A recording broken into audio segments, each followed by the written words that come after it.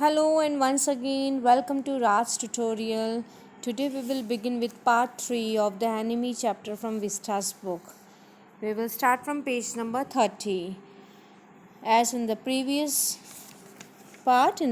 video we had been discussing about Hannah was getting ready to wash the wounds of the POW. Okay, so Hannah considered this doubtfully, and when she did not answer, Sadao turned away. At any rate, something must be done with him, he said, and first he must be washed. He went quickly out of the room, and Hannah came behind him. She did not wish to be left alone with the white man. She was the first she had seen since he was the first she has seen since she left America, and now she seemed to have nothing to do with those whom she had known there. Here he was her enemy, a menace, living or dead. So menace means a problem. So he was a problem for Hannah and Sadao. So when Dr. Sadao went out of the room, she also went out from the room. She did not want to be left alone with that white man because for her he is her enemy. She turned to the nursery and called Yumi, but the children heard her voice and she had to go in for a moment and smile at them and play with the baby boy, now nearly 3 months old. So she went to call Yumi so that Yumi can wash the wounds of the white man. So when her voice was heard, her children, they uh, they became curious to meet their mother. So therefore she had to go inside. And what is the age of a baby boy? That is only 3 months. Over the baby's soft black hair, she mentioned with her mouth, Yumi, come with me. I will put the baby to bed. Yumi replied, he is ready. She went with Yumi into the bedroom next to the nursery and stood with the boy in her arms while Yumi spread the sleeping quilts on the floor and laid the baby between them. So Hannah is ready to take Yumi with her. Okay. Then Hannah led the way quickly and softly to the kitchen. The two servants were frightened at what their master had just told them. So other two servants were informed by Dr. Sadao that there was POW in the house. The old gardener, who was also a house servant, pulled the few hairs of his upper lip. So he is habitual of pulling the hairs. So he too was listening. The master ought not to heal the wound of this white man, he said bluntly to Hannah. So Gardner said that Master Dr. Sadao should not treat the white man because he is their enemy. The white man ought to die. First he was shot, then the sea caught him and wounded him and with her rocks. If the master heals that, what the gun did and what the sea did, they will take revenge on us. So according to Gardner, the nature also want to kill the American, as was the gunshot and then the rocks hit the wound. And now according to him, if Dr. Sadao would treat the POW, the nature would take revenge on them.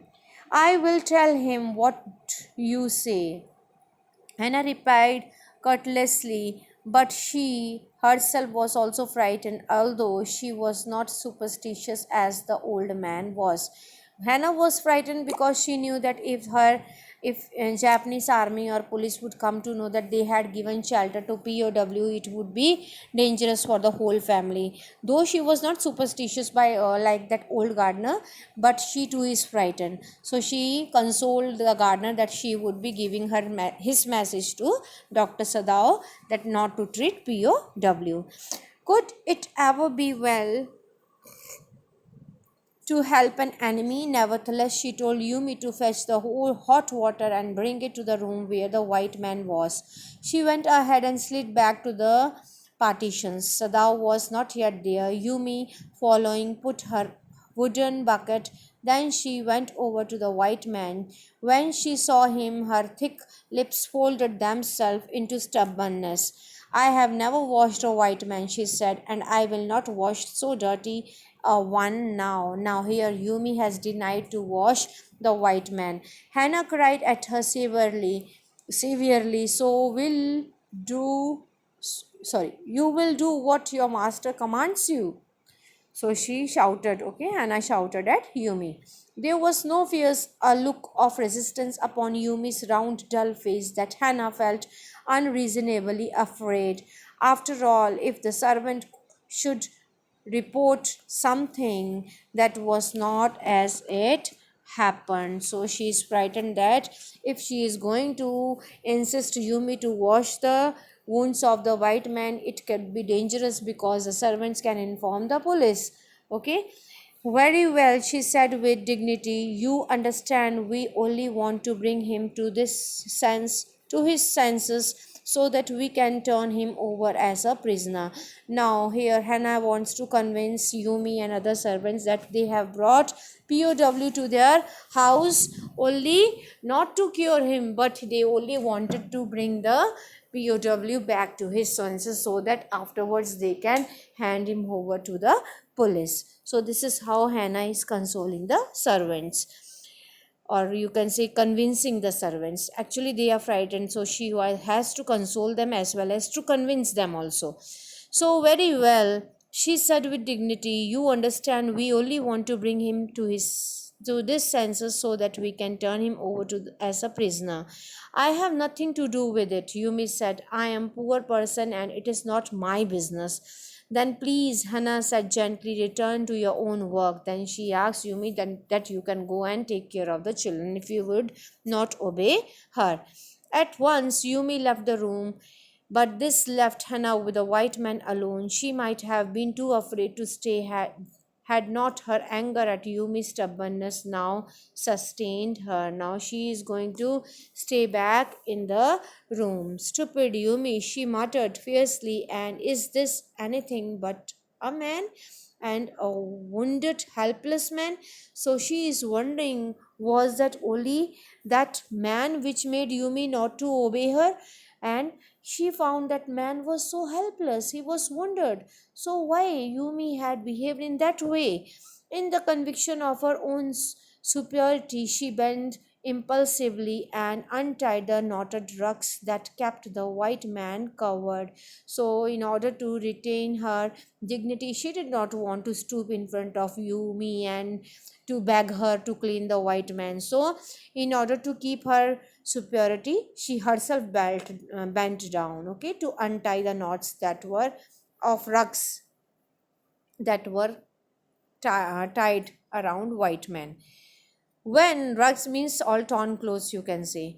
When she had his breast bare, she dipped the small clean towel that Yumi had brought into the steaming hot water and washed his face carefully. The white man's skin, though rough with exposure, was of a fine texture and must have been very blond when he was a child. So when she cleared the face, she found that the skin of white man was very fine and he was very white, very fair when he was in his childhood.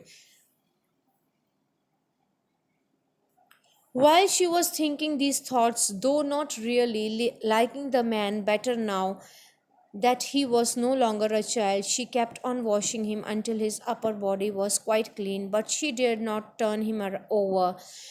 Where was Sadao? Now her anger was ebbing and was anxious again, and she rose, wiping her hands on the wrong towel.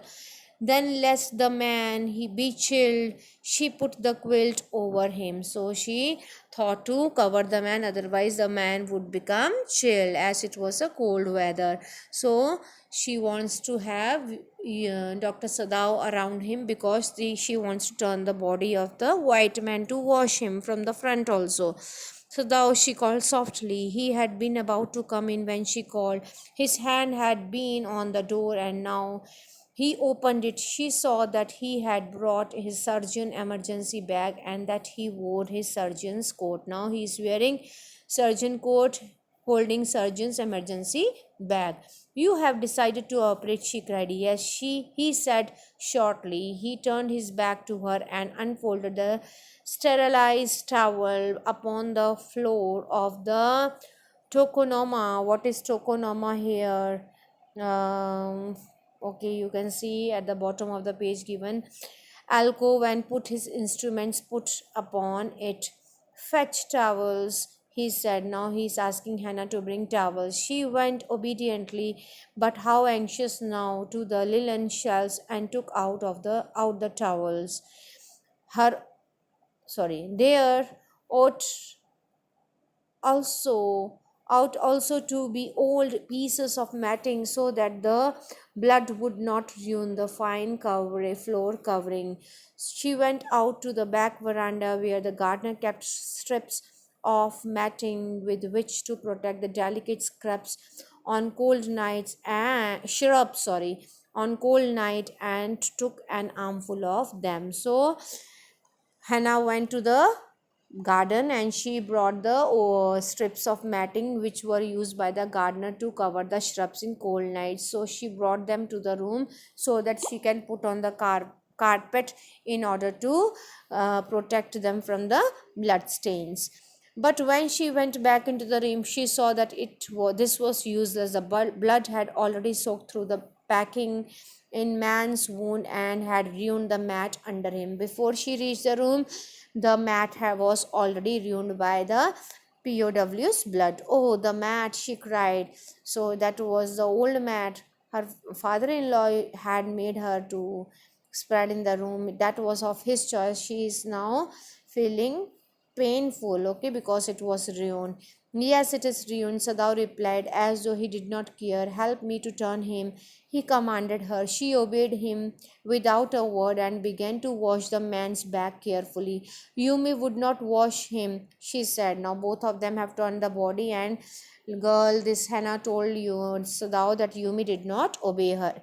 Did you wash him then? Sadao asked, not stopping for a moment. She swift, concise movements now, while doing swift movements, quick movements on the body, he asked to Hannah that did she wash the wounds of POW? Yes, she said. He did not seem to hear her, but she was used to his absorption. He was absorbed in his work.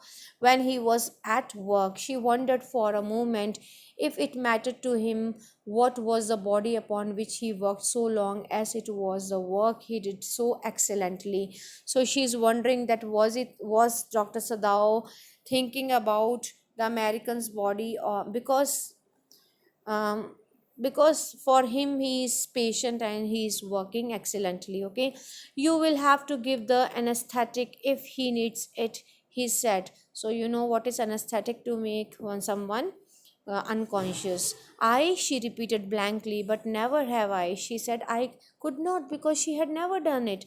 It is easy enough, he said impatiently. He was taking out the packing now, and the blood began to flow more quickly. He peered into the wound with the bright surgeon's light fastened on his forehead. So he looked into the wound with the help of the torch, which was tied over his forehead. The bullet is still there. Now he could see the bullet. He said with a cool interest, now I wonder how deep this rock wound is.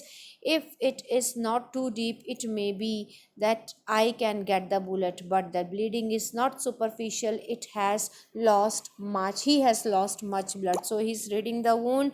He can read out that the bullet was deep into the wound, and it had been bleeding, and it was not a superficial bleeding, means the blood was not coming from the upper layer, but it was coming from the deep wound. At this moment Hannah choked. He looked up and saw her face the color of sulfur. Don't faint, he said sharply. He did not put down his exploring instrument, so he's exploring the wound to find the bullet. If I stop now, the man will surely die. He knows that if he stops, the man would die. So he asked Hannah to be quick and use anesthetic. She clapped her hands to her mouth and leaped up and ran out of the room. Outside in the garden, she heard her retching, which but he went on with his work. Retching means she was about to vomit. She could not bear the bleeding and the wound. Okay, she could not bear that scene. It will be better for her to empty her stomach. So here Sadao is not worried about her wife. He had forgotten that of course she had never seen an operation, but Her distress and his inability to go to her at once made him impatient and irritable with his man who lay like dead under his knife. So, but when he thought about his wife, that he could not help her, he felt sorry for her, he became impatient and irritated with that man who was lying under his knife. Okay, I will continue. Next page. This man, he thought, there is no reason under heaven why he should live. So unconsciously this thought made him ruthless, and he proceeded swiftly. So when he thought that he should not be alive, this made him very ruthless. He is walking harshly over the body of the POW. He proceeded swiftly. In his dream, the man moaned, but Sadao paid no heed except the muttered at him. So it means his swift actions on the body of the patient made pain to him, and he was mooning. Okay, but here Sadao did not pay any attention to that. Groon, he muttered. Groon, if you can, I am not doing this for my own pleasure. In fact, I do not know why I am doing it. So Sadao said, Groon means you can cry in pain, no matters, because I am not doing this. He was not doing it with this pleasure. Actually, he wanted to treat it. Okay, and he is not able to understand why he was treating. He is in dilemma. The door opened, and there was Hannah again. Where is the anesthetic? She asked in a clear voice. Sadao mentioned with his chin, it is as well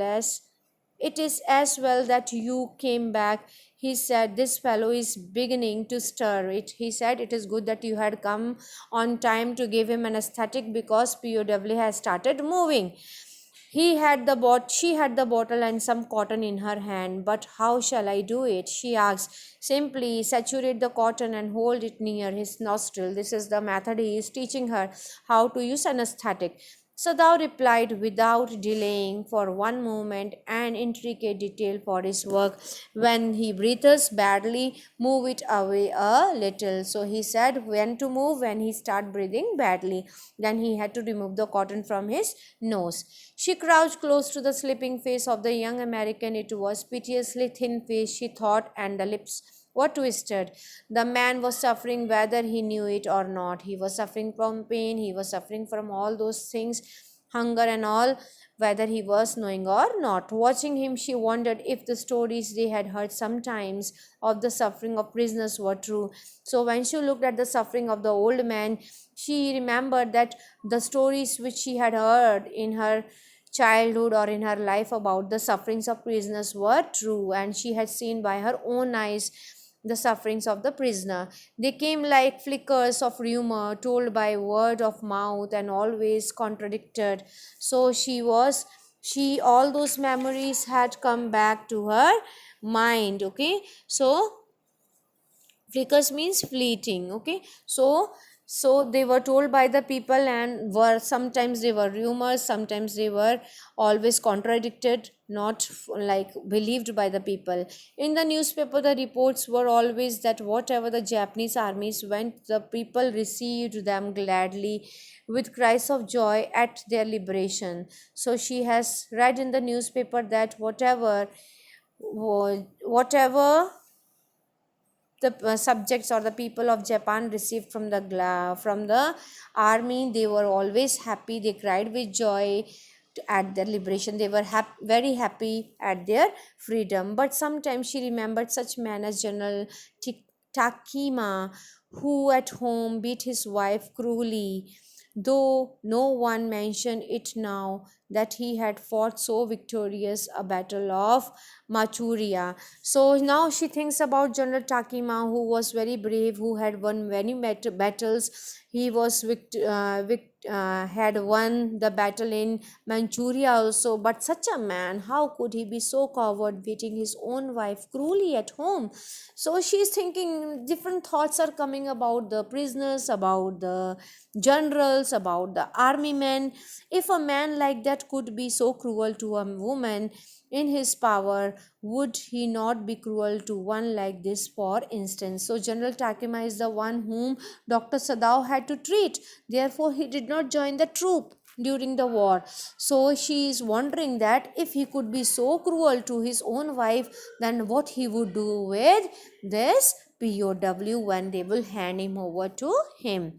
She hoped anxiously that this young man had not been tortured. It was this moment that she observed deep red scars on his neck just under the ear. Now she could find the deep scars on his neck, so she understood that the prisoner was also tortured. Those scars, she murmured, lifting her eyes to Sadao, but he did not answer. She wants to ask about the scars, but Sadao is so much absorbed in his operation. But he did not answer. At this moment, he felt a tip of this his instrument strike against something hard, dangerously near the kidney. Now he could realize that his instrument had struck with something very hard which was just near the kidney. There was some metal, it means it was a bullet.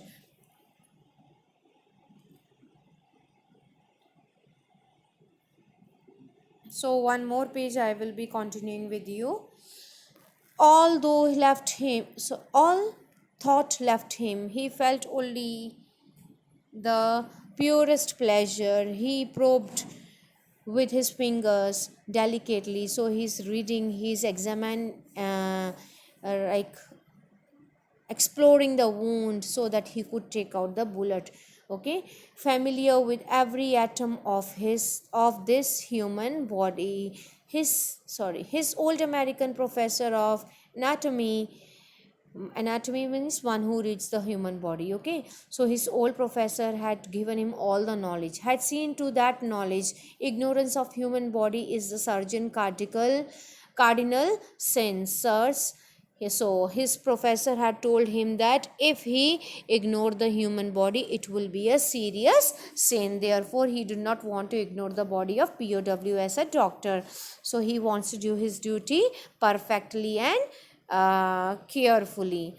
He had thundered at his classes year after year to operate without as complete knowledge of the body as if you had made it anything less than that is murder. So his professor had told him time to time and again that if you operate any human body without the full knowledge, it will be like a murder. Therefore, but Dr. Sadao has got full knowledge. It is not quite at the kidney, my friend, Sadao murmured. It was his habit to murmur to the patient when he forgot himself in an operation, my friend. He always called his patient, so now he did, forgetting that he was his enemy. So he called his patients my friend. This time also he has forgotten that the patient is POW, his enemy, and he is calling him his friend, my friend. Then quickly, with the cleanest and the most precise of incisions, the bullet was out. So he made small cuts and clear cuts. So he is able to take out the bullet. The man quivered, means he was shivering, he was trembling with pain, but he was still unconscious. Nevertheless, he muttered a few English words. Guts, he muttered, choking. They got my guts. So he is unconsciously, he is saying all this. And so guts means intestine. So he is saying they have taken out my intestine, because when he was hit by the bullet, he might have got pain near the kidney. Sadao, Hannah cried sharply. Hush, Sadao said. He asked Hannah not to speak. The man sank again into silence, so profound that Sadao took up his wrist, hating to touch of it. Yes, there was still a pulse, so faint, so feeble, not enough if he wanted the man to live, to give hope. So he found the pulse, it was very feeble, it was very weak. He thought that if the pulse would go so weak, the man would not live. But certainly I do not want this man to live, he thought. But again he is thinking that he do not want the man to be alive. No more anesthetic, he told Hannah. He turned as swiftly as though he had never paused, and from his medicine he chose a small vial, and from it he filled a hypodermic and thrust it into the patient's left arm so that he could strengthen the pulse of the patient. So injection was given to the patient. Then, putting down the needle, he took the man's wrist again. The pulse under his finger fluttered once or twice and then grew stronger. And with the help of the injection, he was able to make the pulse of POW stronger. This man will live in spite of all, he said to Hannah inside. Now he has hope that man would not die. The young man woke so weak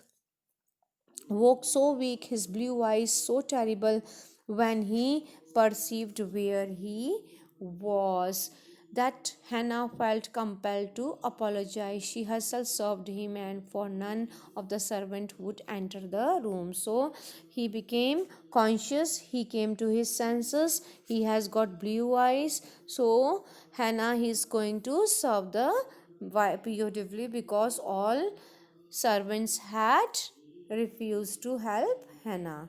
So I end my part 3 here. Meet you in the next part.